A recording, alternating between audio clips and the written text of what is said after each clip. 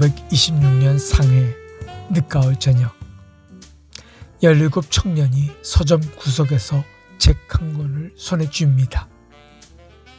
찰스 램의 책 옆에 꽂혀있던 소넷 선집.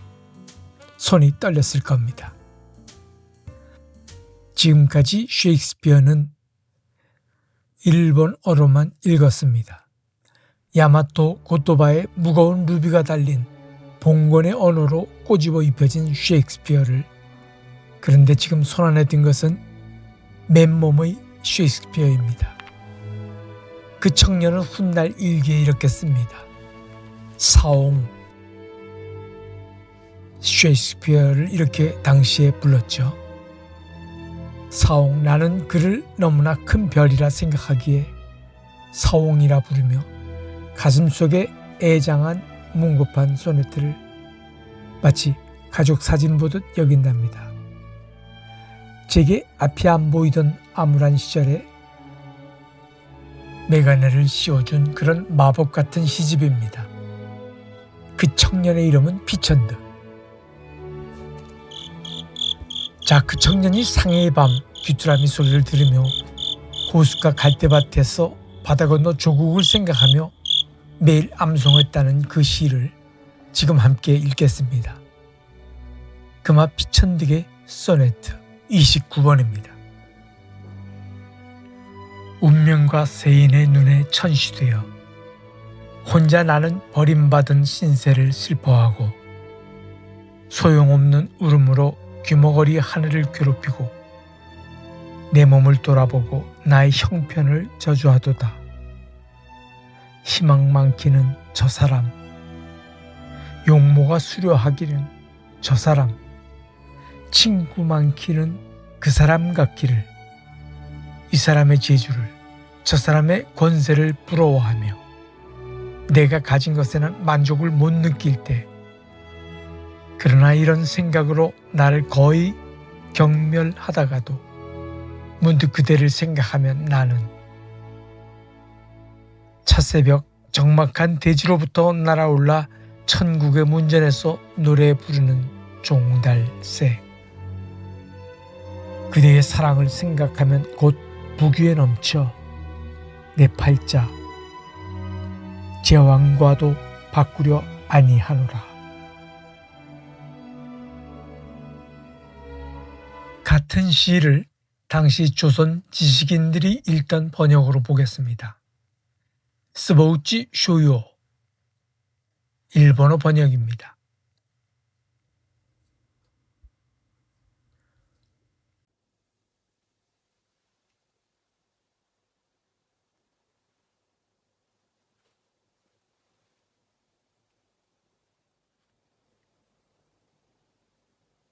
운명にも人々の目にも見下げられて、ただ一人頼りなき者。 운명이니모 요비토의目に 미사게라레테.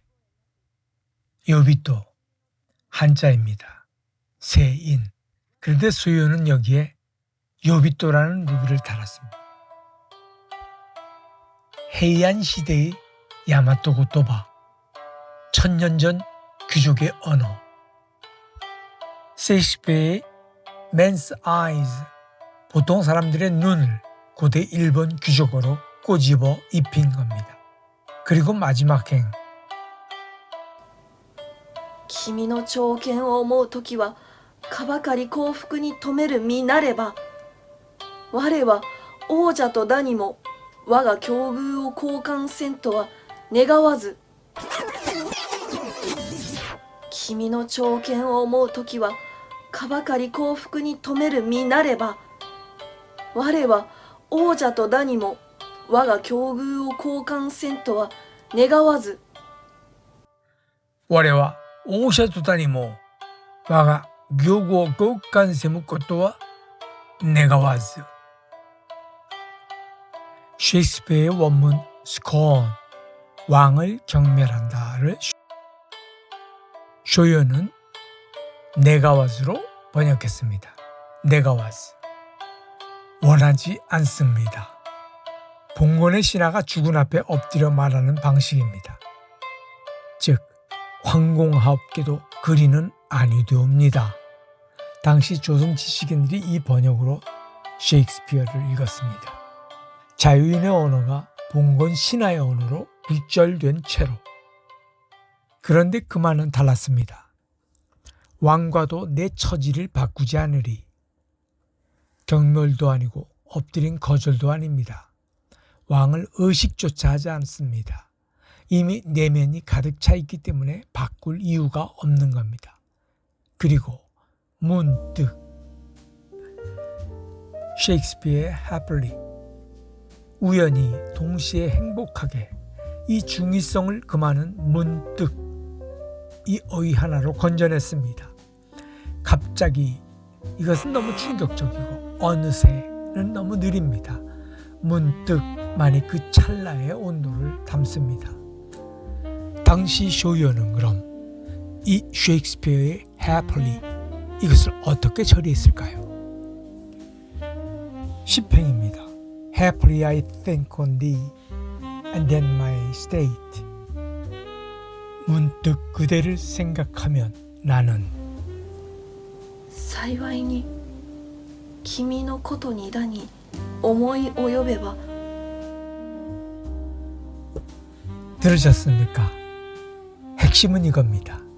사이와이히니, 즉 쇼요의 해플 처리는 다행히, 행복하게, 즉 행복종의 말만 골랐습니다. 원래 우연히의 차원은 완전히 사라진 겁니다. happily, 그 말은 우연히와 행복하게도 다행히도 라는 두 뜻을 중의적으로 표현할 수 있는 문득이라는 말을 고른 것이고, 그것이 영어 셰익스피어의 소네트 원문의 happily 숨은 의도와 정확하게 맞아 떨어졌다고 할 수 있습니다. 이렇듯 쇼요는 닫았고 그만은 열었습니다. 쇼요는 끝까지 봉건의 신하로 엎드렸고 그만은 끝까지 자유인으로 서 있습니다. 이 시가 왜 금화의 자화상인지 이제 보입니다. 운명과 세인의 눈밖에 나서 불령선녀로 찍힌 청년, 헛된 울부짖음으로 귀먹은 하늘을 괴롭히고 식민지에서 정의를 외치는 것, 문득 그대를 생각하면 도산을, 흥사단을, 바다 건너 조국을 떠올리는 순간 적막한 대지로부터 날아올라 조선의 침묵에서 상해의 자유로. 그만은 이 시를 번역한 것이 아닙니다.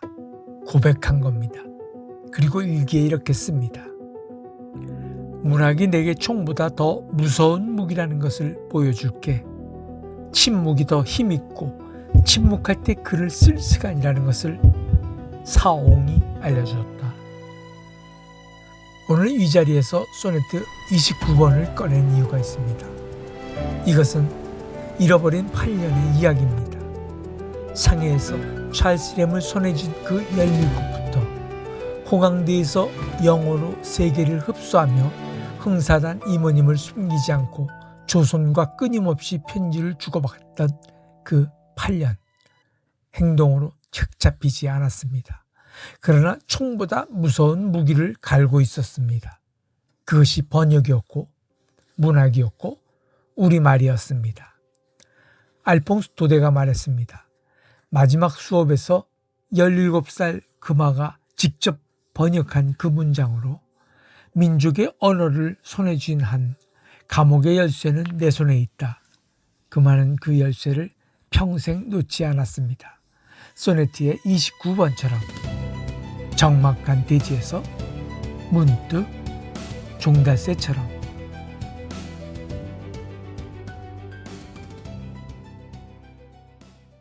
왕가도 바꾸지 않으리.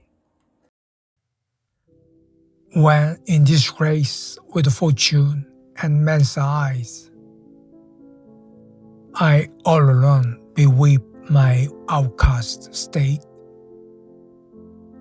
and trouble deaf heaven with my bootless cries, and look upon myself and curse my fate.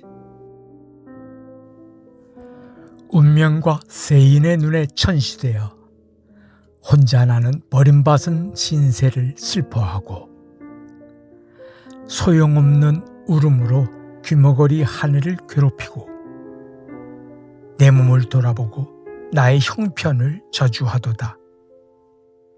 Wishing me like to one more rich in hope, featured like him with friends, possessed, desiring this man's art and that man's scope, with what I most enjoy, contented least.